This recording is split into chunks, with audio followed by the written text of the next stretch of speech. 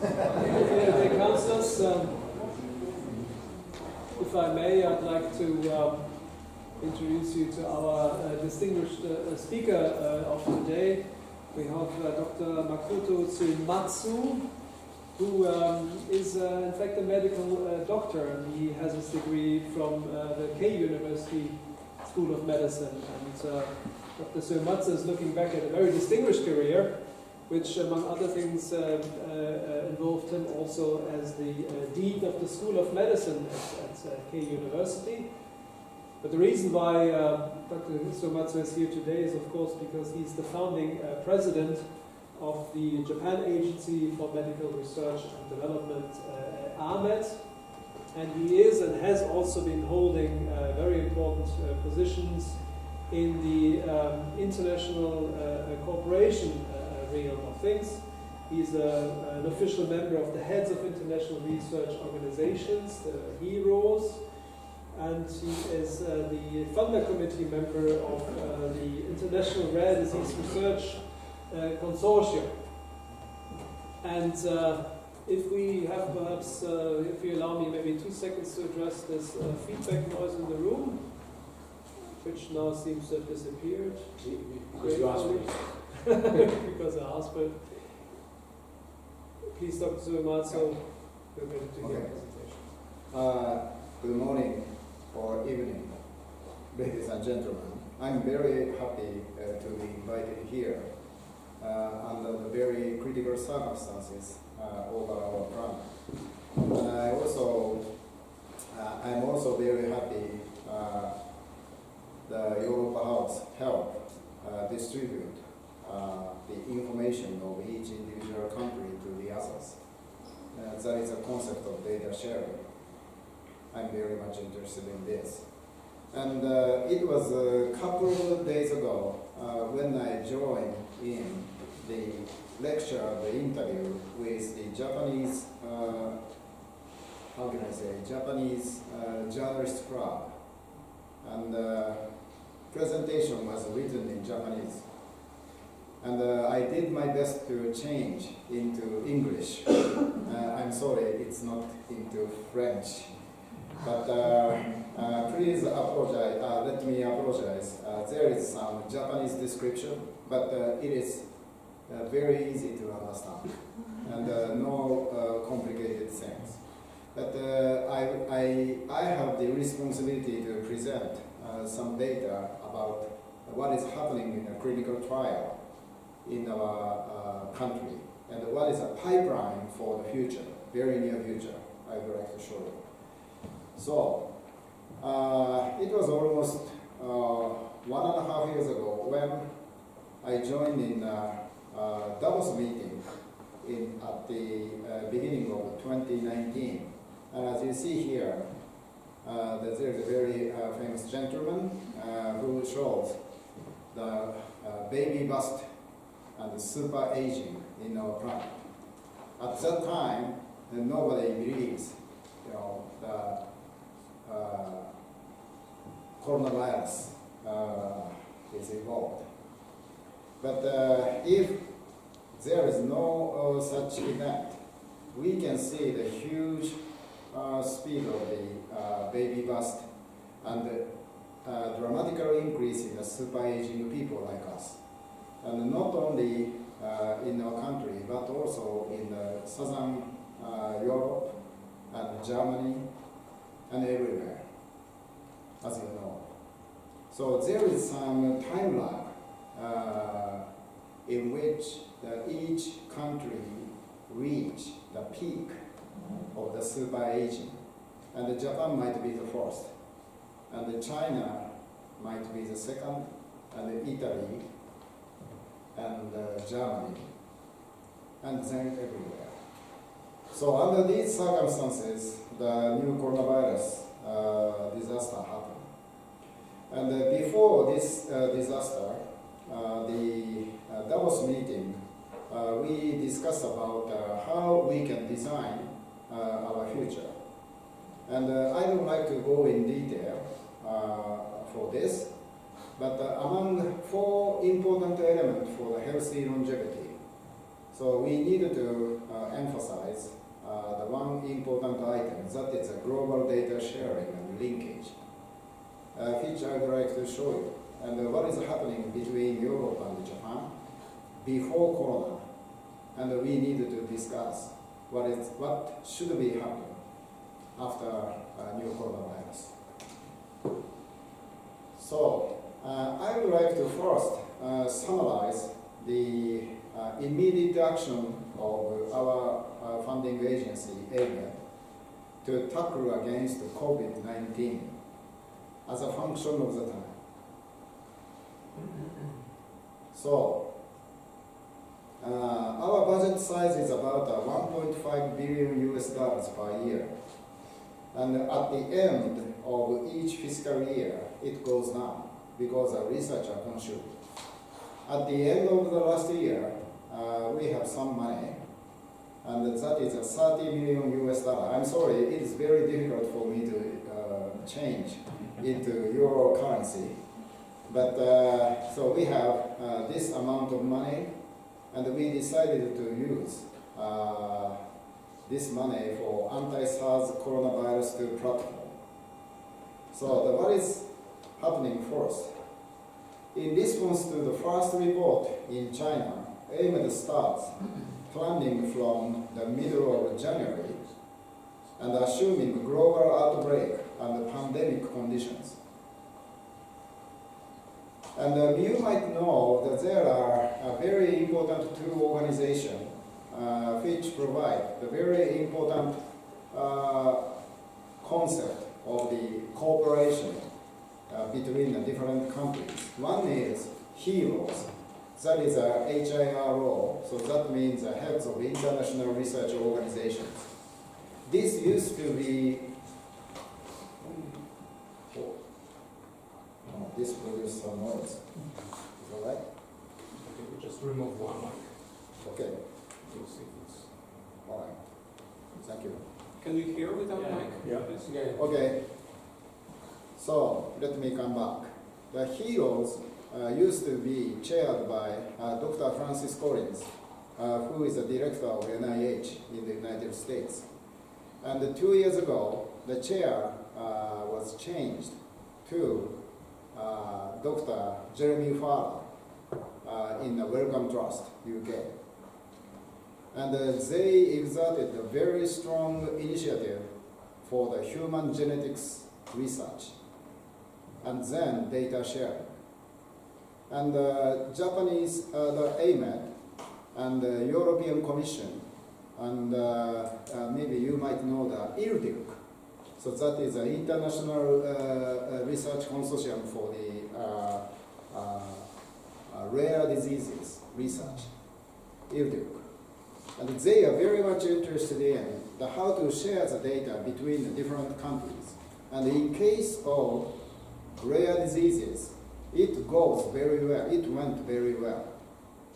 So how about the other field, such as infectious disease science? So there is another important organization which is called GLoPID-R. That is they handle the viral outbreak and AMR whatsoever. And as you know, in this field, so the data sharing among the different countries are very important. And they are also catalyze the gap between academia and pharmaceutical company to facilitate the development of vaccine or other biologics too. That they are also very active. And this time, HEROES and GLoPID-R took initiatives for global data sharing under the initiative of Dr. Jeremy Fowler, Wellcome Trust. And there are many, many organizations and almost all e-journal, which include the Nature Cell Science and the New England Journal, in which we all sign up on January 29th to promise the data sharing before publication. And it actually happened in 2016 for saving the patient with Zika fever. and it works. And once again, we made a promise in Ebola crisis, which happened in 2018. So this is the third time for us to make up such data sharing alliance. So let me show you the weakness of Japan's research infrastructure. It seems very difficult to empower as soon as possible the ability of BSL-3 facilities for us to develop small molecular compounds, vaccine, and neutralizing monoclonal antibodies and biologics. As you know, the small molecular compound seems relatively easy, particularly when we handle the already approved drug. I would like to show you later the list of clinical research. And if we go to vaccine and neutralizing monoclonal antibodies, which might save the coronavirus patients, and we really need at least 1 year or 1.5 years. And even when we make the multiple pipelines for the vaccine development, nobody knows which one goes fast and which one will fail. So we need a multiple platform. And then the AMED discussed with the staff of the National Infectious Disease Institute, and the director is Dr. Wakita, and they are very helpful for us, and we are willing to provide money as soon as possible. And it actually happened at the beginning of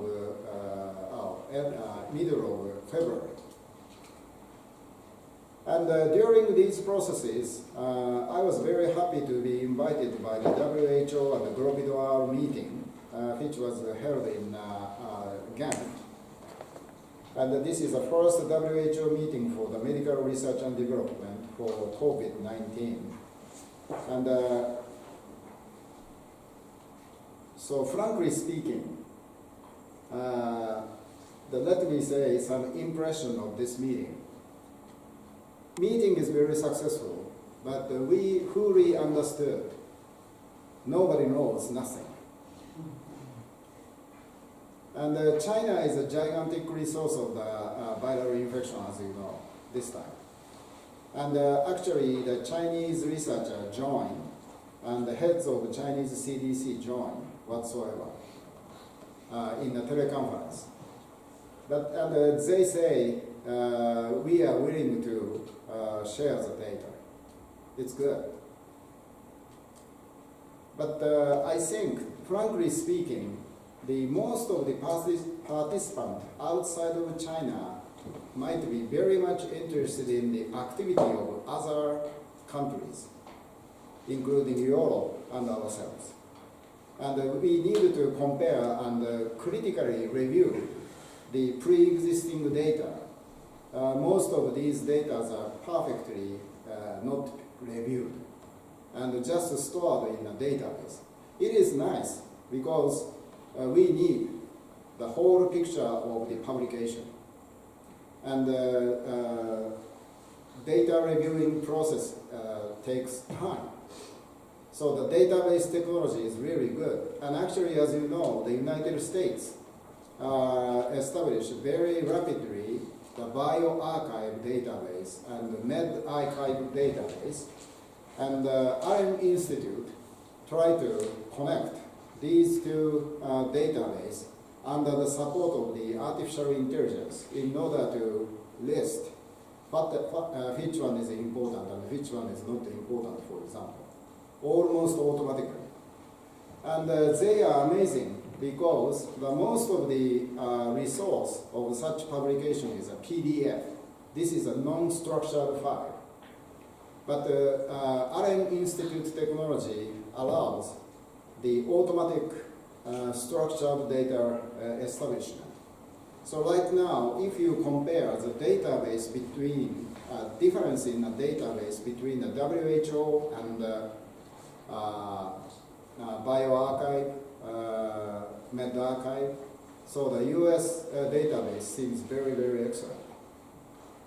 And another important thing is how the database display the real-time data. And so far as I feel, the Johns Hopkins database seems very, very excellent. And I really would like to ask your opinion, because this is very important for each individual countries. And the seventh item, I need to stress this was actually happening in the Yokohama, as you know.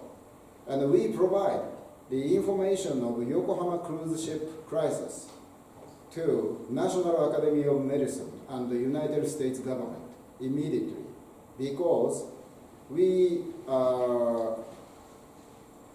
signed up, as I mentioned previously, under the agreement of HEROES and GLoPID-R. This is a very, very strong statement. And there are many, many funding organizations and academic organizations which include National Academy of Medicine in the United States. And it was a kind of surprise for me. I received the email letter from Dr. Victor Zhao, who is director of National Academy of Medicine. And he said, he don't know, I don't know who wrote the manuscript, but this is not published. And some Japanese researchers submit a paper, and I guess, it is my guess, the reviewer reported to the government. And the government asked the National Academy of Medicine to make the Japanese researcher open all of the data. This is reasonable because this was a time when the United States government suffered from the decision about the cruise ship to which way to go in West Coast. It was right before the docking, actually. And we moved very quickly based on the agreement on the January 29th.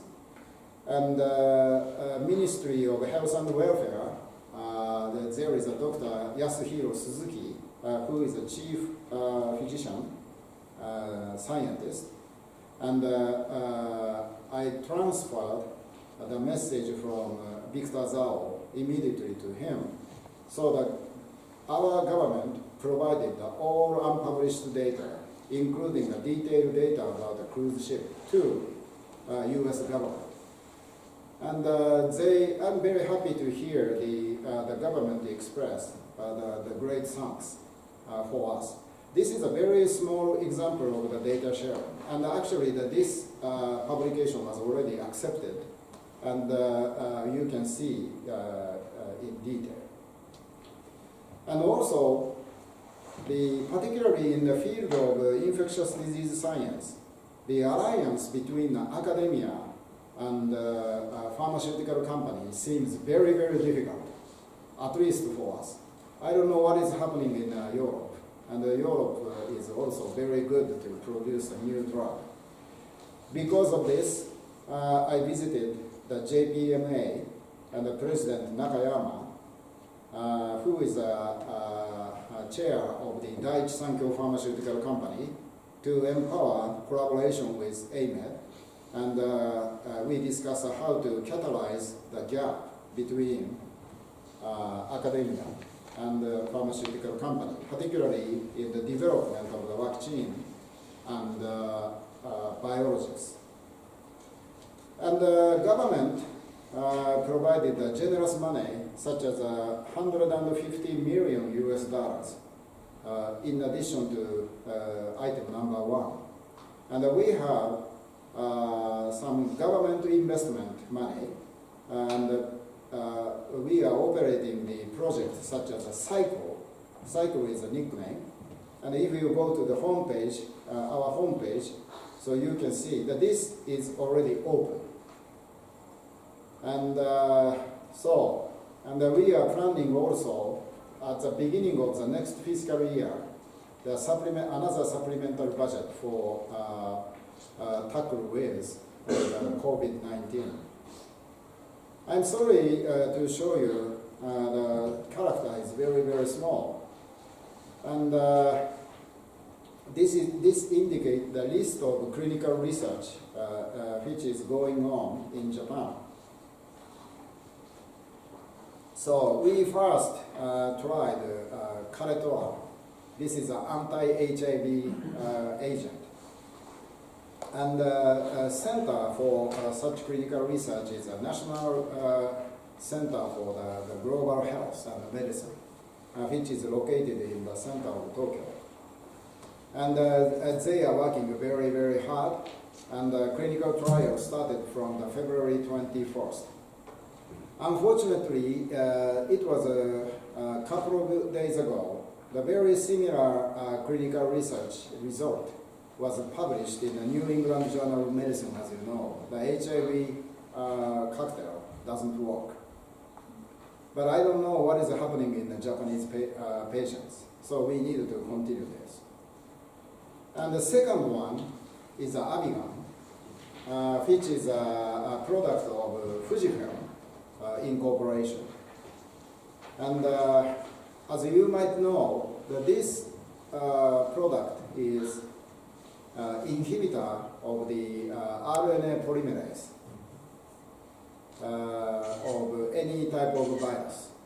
And one of the characteristics of this reagent is the less possibility to produce the resistant species, resistant virus, at least in vitro. And there is another very serious problem, such as teratogenesis.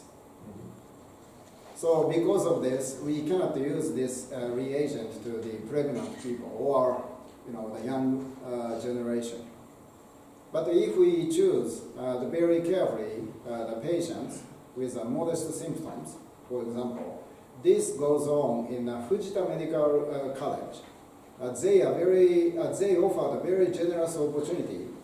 They are going to open up the new hospital from the April 1st.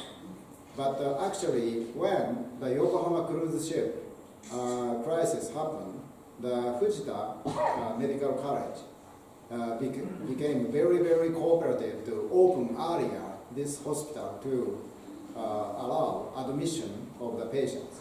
And among these patients, the modest symptom patients went to the infectious disease control bed to another hospital. And then the clinical research goes on using Avigan. And there are Chinese company which provide exactly the same structure of it's exactly the same as Avigan.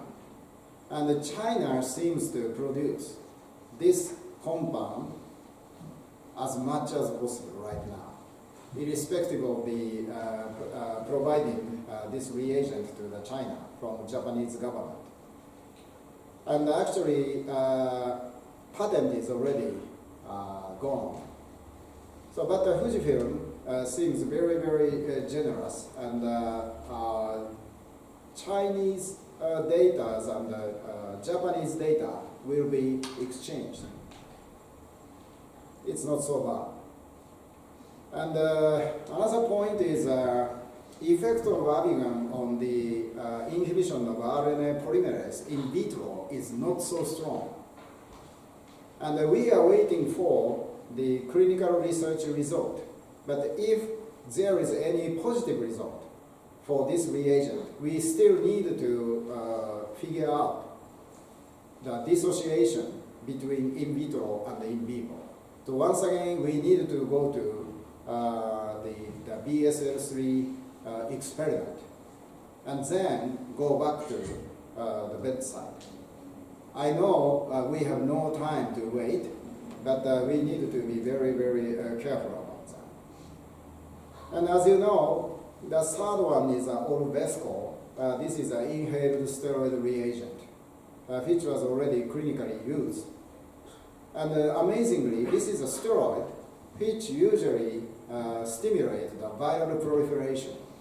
However, in this case, National Institute of Infectious Diseases in Japan have some data indicating the Orvesco inhibit the viral proliferation. So this is one of the promising candidate at the present moment. And you might know the remdesivir. This is a product of the United States and the anti-Ebola reagent. And this is going to start up too. And last week, I'm very happy to hear the start of the clinical research using protease inhibitor, which was clinically used for treating the pancreatitis or disseminated intravascular coagulation, DIC, which is called nafamostat. And this is a protease inhibitor which might also work on the virus. And I think I guess, so far as I remember, there is a very nice European paper indicating this protease inhibitor inhibit the viral proliferation in vitro. So it is the clinical research of this reagent is going on. So all of these track was supported by AMED program. So I'm sorry, this includes the Japanese, but AMED is a newborn funding agency, and it was almost 5 years old. And during recent 5 years, I'm very much interested in the aggregation of the different communities inside Japan and outside Japan too. And I'd like to show very briefly the very successful data sharing project. One is a Japan Excellence for Diagnostic Imaging, JEDI. And another one is an initiative on rare and undiagnosed diseases, IRA, very briefly. And first of all, I was very happy to have the great cooperation opportunity with many European countries with Japan to share the data of the genetic variant, pathogenic variant.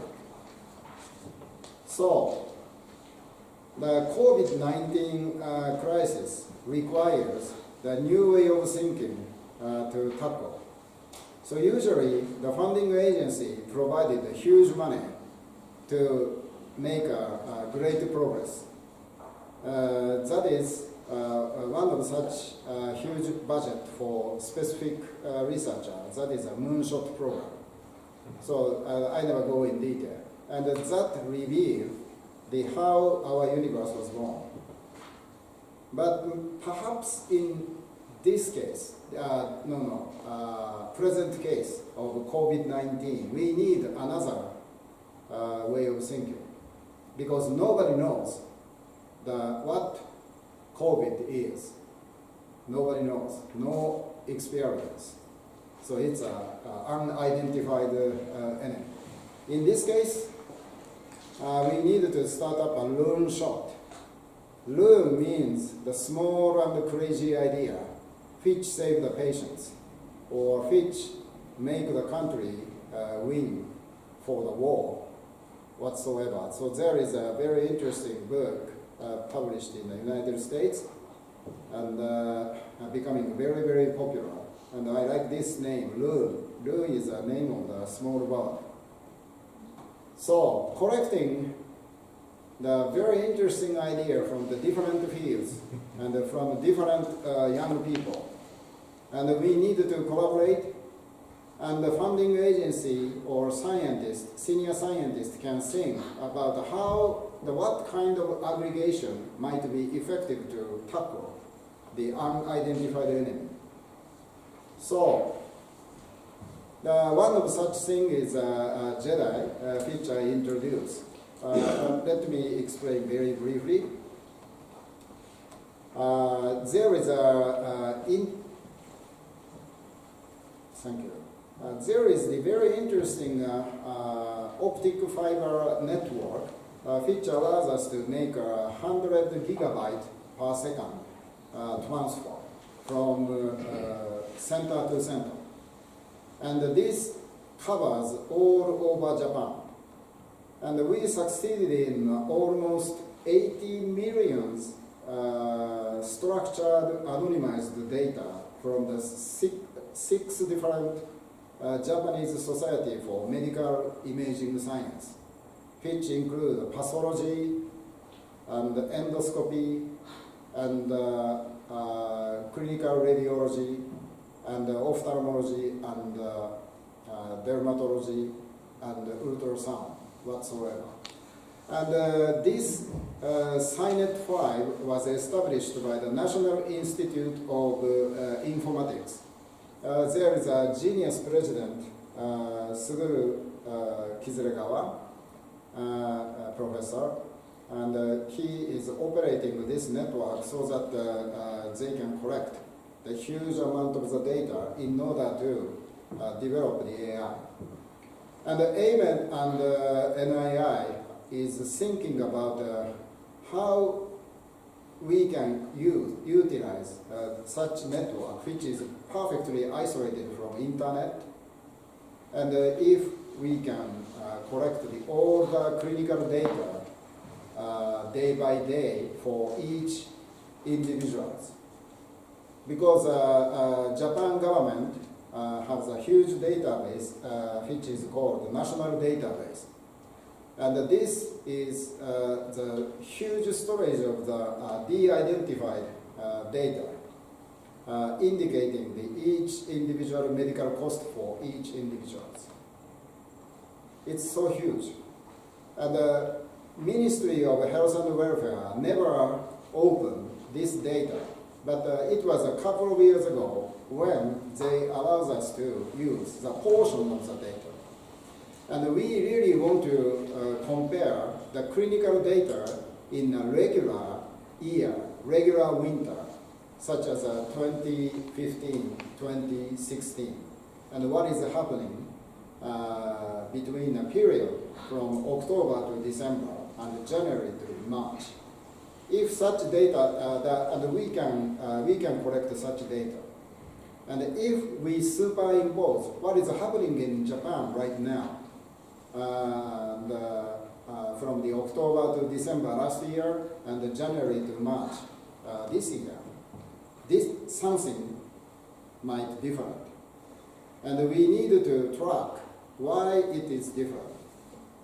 So usually the seasonal influenza data dominate the data, the big data.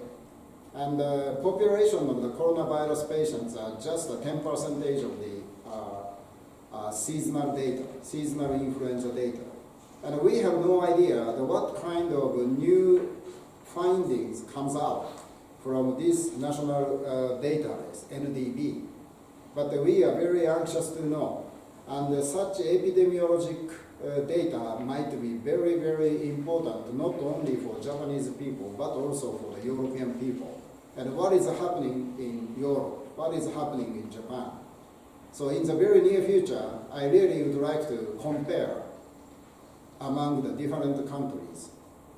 That might tell us the difference in the susceptibility of the virus, for example, if we can combine some genomic data too.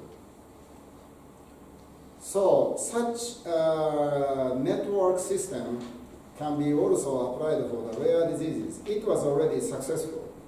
And I would like to show you, if you go to IRUD by Google, so you can see the network to share the data for the rare diseases.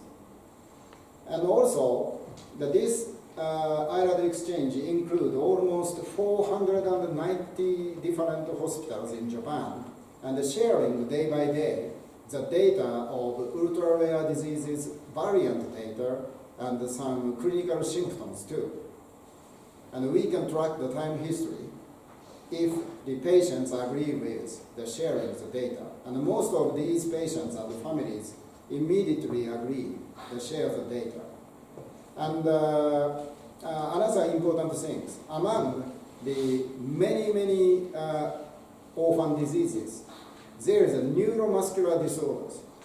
And these patients, children, and families are worried about the COVID-19 because some of these patients are supported by some ventilator, and that causes the substantial lung handicap. And we really need to consider what might be happening in these patients, and we need to explain even for these people.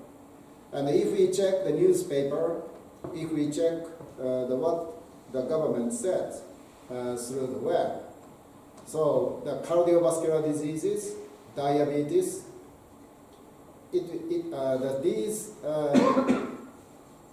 the government asks us to check if there is any complication. But more importantly, we need to think about the patient with cancer and the patient with cancer survivors. So I would like to skip.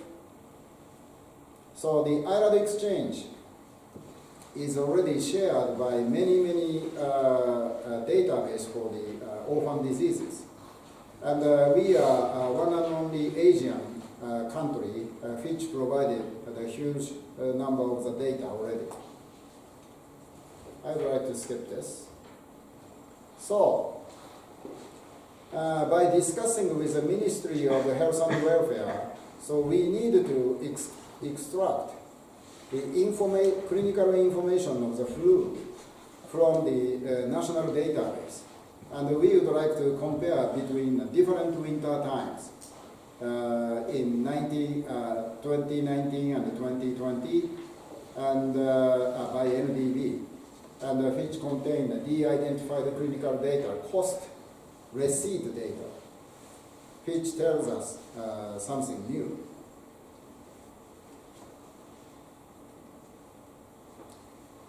So finally, I would like to inform some. The publication, so it is unhappy for emphasizing the fact that Japanese researchers are very weak to release the new paper. However, it comes out the Yokohama cruise ship story is already published in some journal. And if you go to the database homepage of the National Institute of Infectious Disease, there is a table of the patient as a function of the age. So that tells us the elderly people are so sensitive to the COVID-19, as you know. And another important report from China, which was published in Science and Technology at the beginning of March, it tells us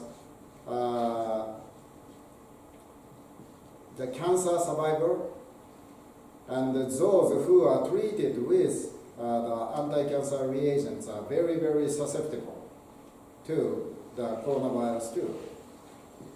So we need to consider how these patients in outpatient department and hospital should be treated. So Japan is a super aging country and a European too. So how we can collaborate. And this is my last slide. So not only cardiovascular patients, but also those under cancer treatment or cancer survivors, we need to consider. And number two, how to relieve the fear of orphan patients, particularly the neuromuscular diseases. And we need to repeat the bidirectional investigation for proof of concept to develop the new drugs, particularly the pre-existing drug and the new drug both. And not only molecular medicine, low molecular medicine and vaccine, but neutralizing monoclonal antibodies development is very important for us. And catalyzing the gap between academia and the pharmaceutical companies are very important too, as you know. The collecting the present epidemiological data and then utilizing for the present crisis, hopefully, and the future crisis too. And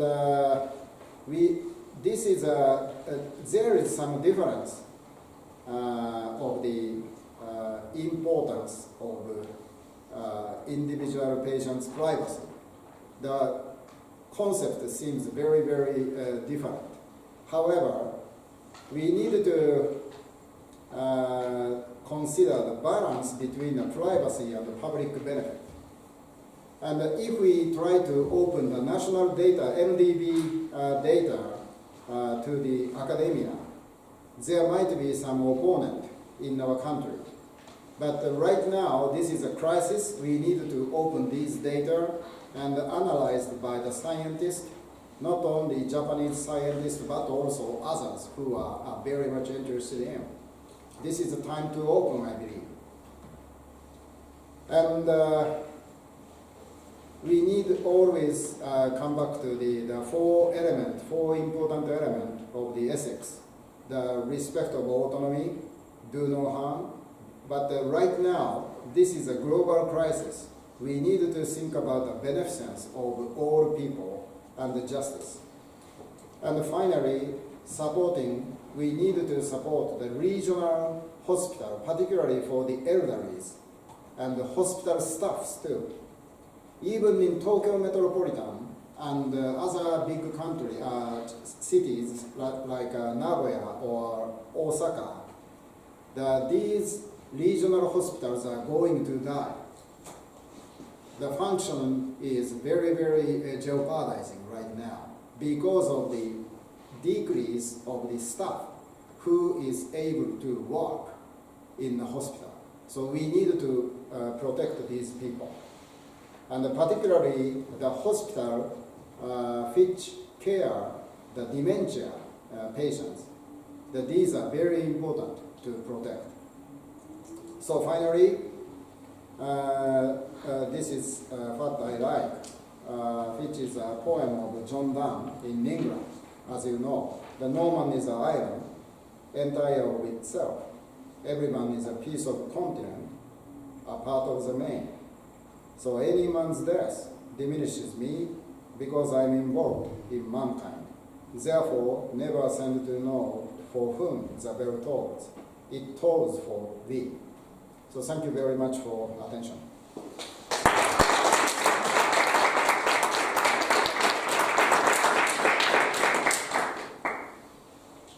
Yes, thank you very much, Dr. Suematsu. I think we have now some time for questions.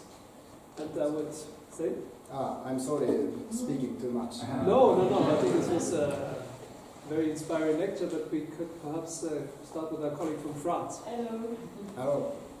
Nice to see you and thank you very much for your presentation. I'm wondering whether AMED is helping and funding the initiative, the Japanese initiative on developing rapid tests or antibody tests and so on. Yes. We have some promising track, particularly for the rapid diagnostic test, which directly detected the protein, no PCR, and which was established by the Yokohama City University, and which was also supported by AMED project. I forgot the name of the professor, but if you go to the homepage of the Yokohama City University, and also the AMED provided the whole list of the outcome, such as a diagnostic tool, and which company collaborate with. So you can see these information.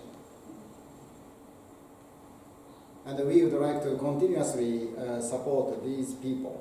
And diagnostic testing is already collaborated with a private company in Japan. I don't know how it comes, when it comes, but it's within a couple of months, I believe. And also, we are planning to start up the START to support ECMO. You might know ECMO is the extracorporeal membrane oxygenation, which is an artificial lung by using extracorporeal circulating systems. Usually the respirator is very, very stressful, and sometimes lung tissues are damaged by positive pressure, repeated positive pressure.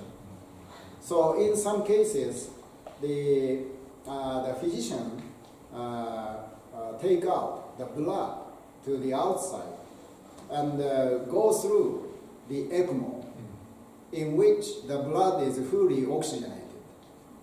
And it was 2009 when we have a new type of influenza comes out. At that time, ECMO doesn't work. And we are so unhappy to see the result. Only 10% patients are successful. But after that, some of the very strong physicians try to make up a network for ECMO and foster the young physician who are able to use this ECMO device. So right now, if you go to ECMONet, this is a resource of the data, and which include right now the 450 different hospitals, and foster day by day.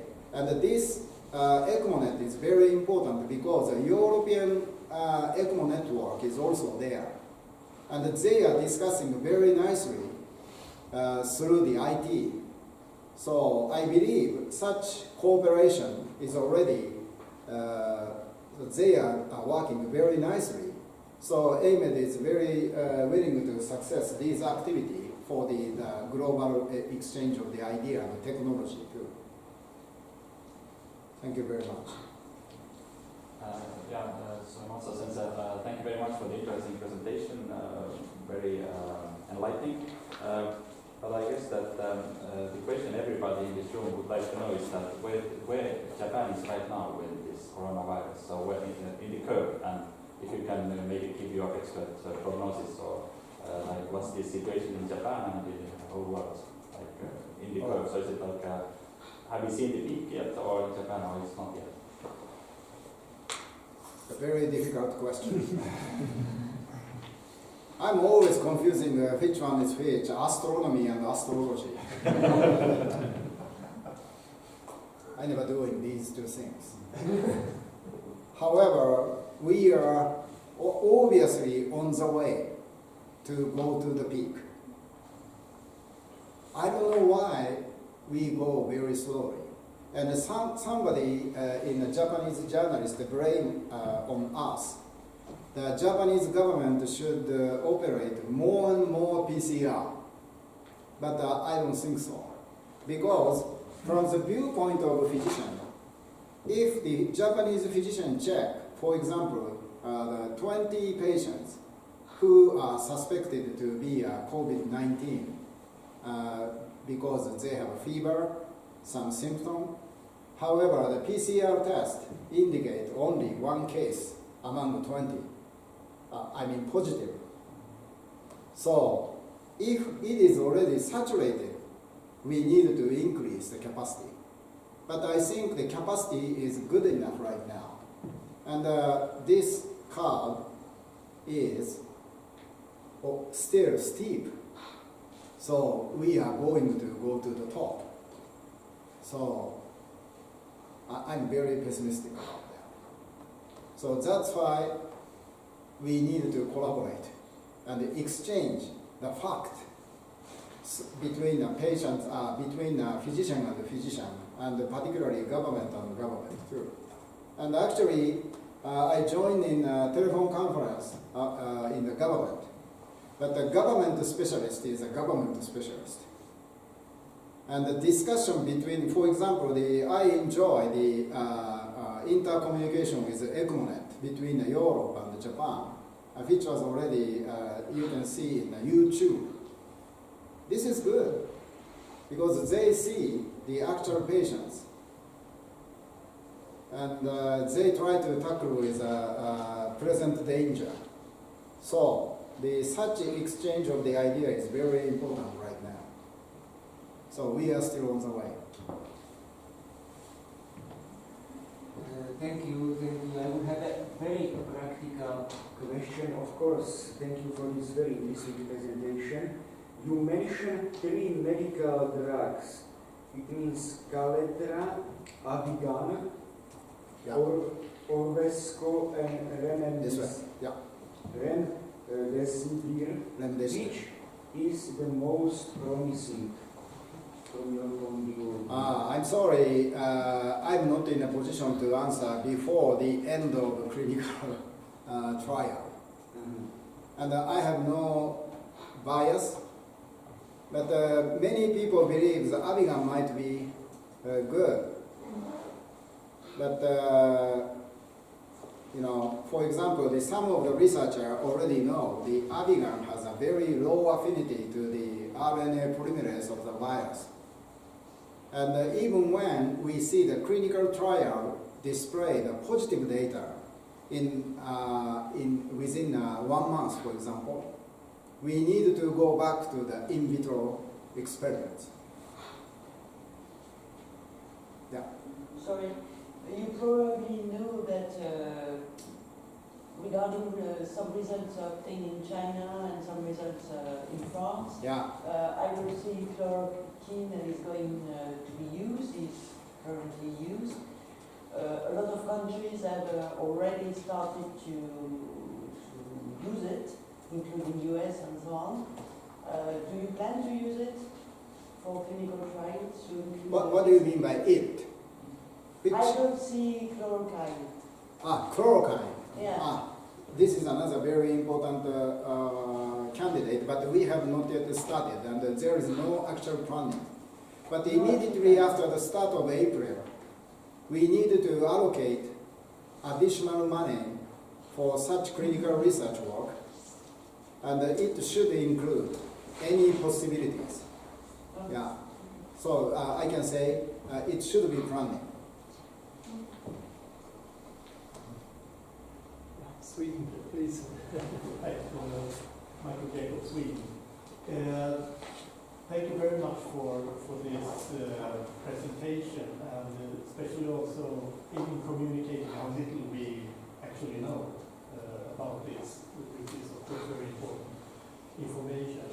Could you say anything about the current knowledge of when people are contagious? If there is an indication for how long time. I also saw some quite disturbing figures on how long time the virus has survived in this corona princess ship. And also there have been different communications concerning people who have had it, if they can get it again or if you're immune. And if I may ask one additional question, it seems a lot of people have very mild symptoms. So concerning these tests, is it possible also to test if people actually have had it? Very important question. So I can say something very important in Yokohama cruise ship data. If you go to the publication which I listed up, let me show you. Sorry. Yeah, it's already published actually. And if you go to the couple of publications from the National Institute of Infectious Diseases, this is a center of our something CDC-like organization, and they provided English written peer-reviewed paper, which was already published, and which clearly indicate even after the how can I say, the cruise ship passengers left, there is some, the publication indicate the surface test result. Surface test means Ministry of Health and Welfare very carefully check the how about the table, how about the stairs, and how can I say in English? I don't remember. So they check everything, and not all data are published. But if based on the agreement with this, Ministry of Health and Welfare is ready to provide the supplementary data based on the agreement of the data sharing. And we need to share more and more. And actually, in case of US government, it might be very, very helpful. So if there is any event in which the cruise ship cannot dock to the land, if it happens, so we need to provide such data. So such database is really necessary, but at the present moment, the Ministry of Health and Welfare never submit directly to the database. If there is any access from the government or funding agency, they are ready to share. That is a present status. But I can say the coronavirus can survive even after people are left. Not a couple of days, more and more. It's very persistent. I would like to take actually one question from our remote participants, Gabriel, if you could perhaps read that out. Yes, as I announced, there are colleagues connected remotely so that we can guarantee more space in here. The question concerned about the role of genetic differences in mortality between countries. This is something that has been commented across medical professionals in Europe, and we would like to have your opinion. Okay. This sounds very important. Obviously, there might be some heterogeneity about the susceptibility to this virus. But in order to overcome this question, we need to analyze the relationship between individual human genetics and mortality rate and whatsoever, and how we can share and compare each other. And particularly in case of Europe, so how the GDPR facilitate or inhibit such data sharing, which we worry about that. In case of UK, the UK systems are very, very important for us, because in case of pandemic, government utilize these data as long as the people opt in. So government really utilize these data for protect the public health. At least if you go to the National Health Service, NHS, in the UK, there is a blue page which clearly indicates in case of pandemic or infectious disease outbreak, the government is the right to use the individual data. It clearly says. But Japan does not have this system. But I think that this is the time to do it. And I'm always saying to the chief physician, whose name is Yasu Suzuki, and we are actually negotiating how to open this data. It's on the way. Very well, thank you. Maybe I just take one more question from the room. Perhaps those who haven't asked yet, please. So for the coronavirus testing capacity, so Japanese capacity is still not at the level you could share the capacity with other countries. So it's still focused on domestic market. Yeah, that's a critical point. Regarding the PCR, our capacity is limited. But at the present moment, the capacity seems enough. And we don't need to expand the PCR capacity.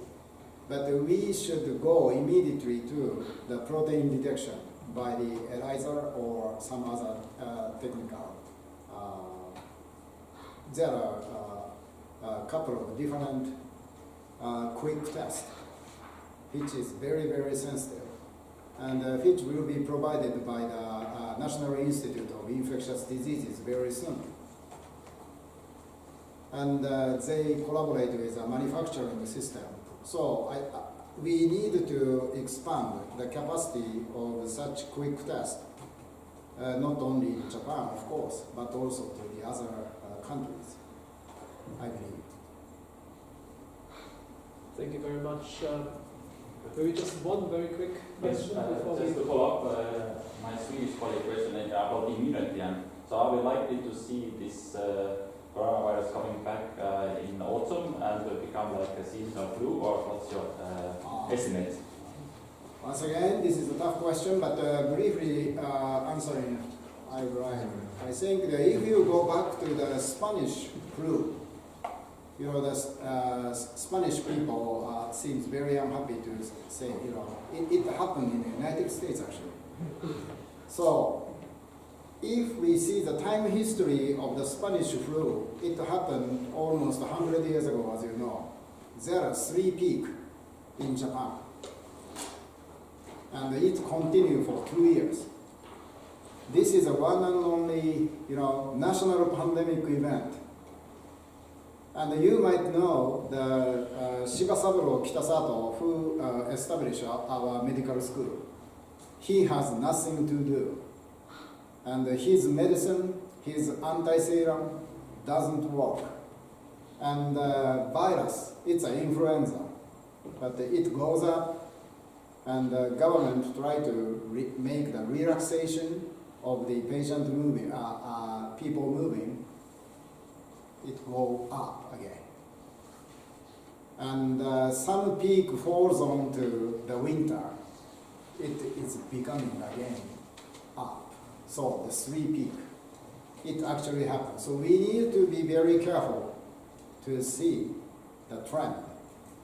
So there is no difference between the event 100 years ago and the present. We need to learn from the history about this. So during this period, we need to tackle to produce the very strong medicine, such as a monoclonal antibody. That's why the Bill Gates Foundation and Wellcome Trust provided $150 million for this particular year.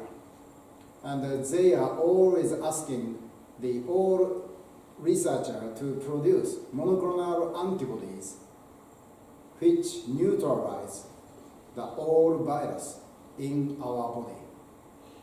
That is they say that is the most promising thing, even when it takes 1.5 years and 2 years,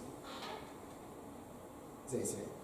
So that's why we have at least 3 institutes which are very anxious to develop such monoclonal antibody. Tokyo University Institute of Medical Science, and the number 2 is the National Institute of Infectious Disease, and the 3rd one is the Osaka University. They are also very strong, because the Osaka University includes a company inside the university campus, and they have the very splendid history to produce a very excellent vaccine. And so in order to negotiate with these people, so I will go to Osaka tomorrow. Yeah. Thank you very much, Professor Suematsu.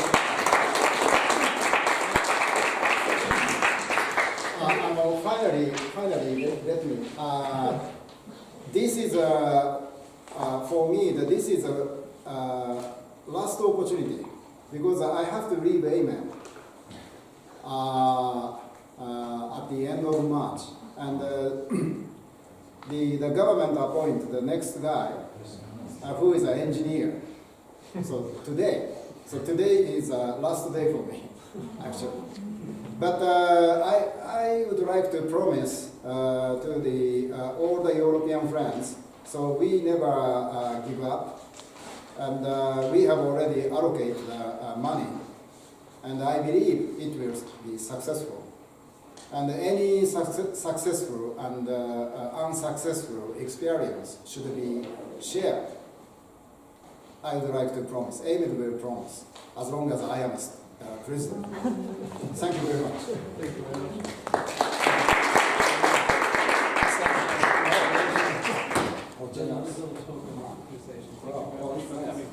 Thank you very much. Thank you very much for coming. And thank you also from the colleague who are connected remotely. Thank you, Gabriel, for making this possible. Thank you for coming.